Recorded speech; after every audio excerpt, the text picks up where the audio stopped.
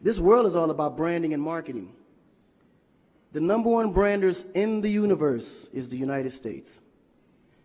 They made United States seem like it's the best place in the world to be. It's the land of the free, home of the brave. I go there to find and chase my dreams. We have to be able to tell our own stories.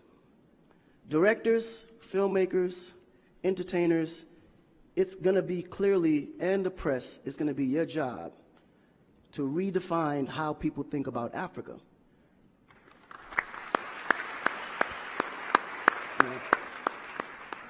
Because you're here, you see what's going on. You clearly can see in a vivid picture the good, the bad, and the ugly. What you choose to put out there is what the world is going to get. Because I can tell you right now, in Chicago alone, there's more people dying in Chicago than there was in the war in Iraq. But you would never see that. There's a lot of things that's happening in the U.S. that you would never see because they choose to show you what they want you to see for, you know? It's about country integrity. You have a certain reputation you have to keep. No one puts their family business out into the street. One of the problems we have in Africa is that when something happens, the press is quick to put out negative energy and quick to put out a negative story. And then that story goes on to internet, and other broadcasting systems take it, and they post it. So when you look at places like Kenya, for instance, that I know of, maybe what, 2 terrorist attacks? But it was everywhere. So now people was afraid to go to Kenya because somebody shot up the mall. But then when you look online, there was over 25,000 attacks in the U.S., but you only knew about maybe 5 or 6. So we have to really rebrand. And then when you look at how the world perceives Africa, they're right. You know, you see zebras, lions, tigers, bears.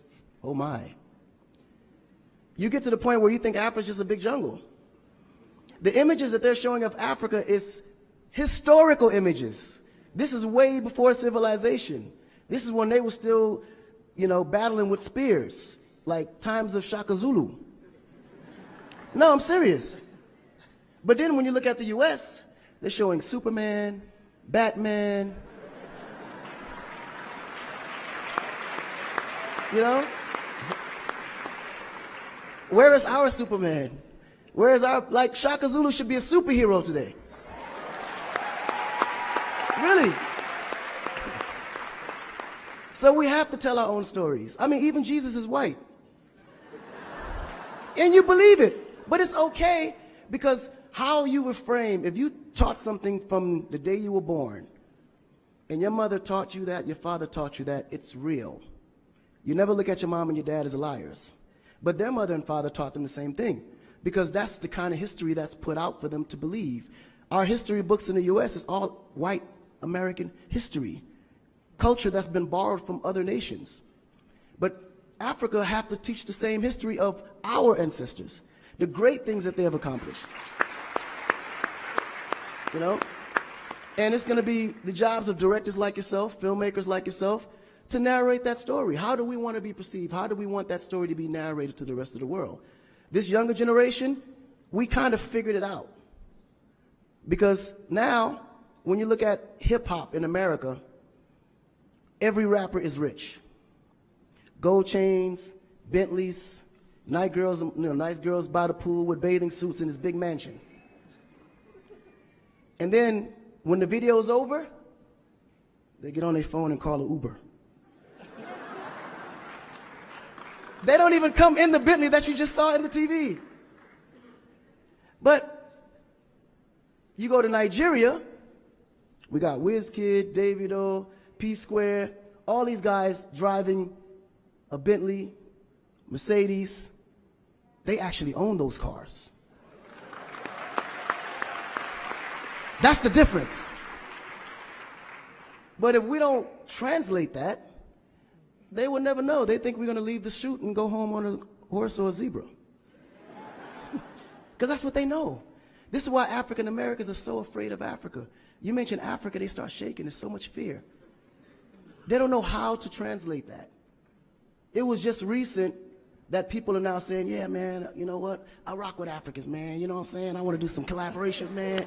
Yo, man, I need an Afrobeat remix, you know what I'm saying? But before, they be like, man, I don't know that dude. I'm not putting him on my record.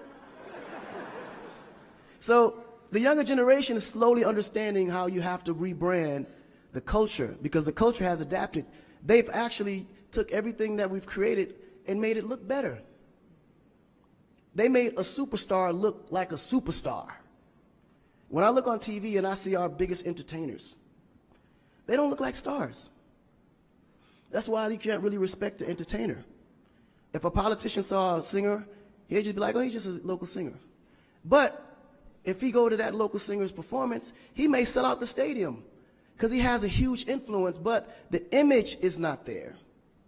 So we have to take the image as a huge accountability for ourselves and realize that Africa really does have a reputation. But if we allow our stories to be told, our stories will be told according to their agenda on what they need to be able to benefit from Africa. So we have to tell our story so we can be able to understand how we can utilize that story to benefit for our agenda. You know? So in closing, this job is for the entertainers, the filmmakers, the reporters, and anyone that creates content. We have to rebrand. And we have to rebrand it in the way that we see it and tell the story to where they can understand it, feel comfortable, and want to come here and invest. Right? To add to what Akon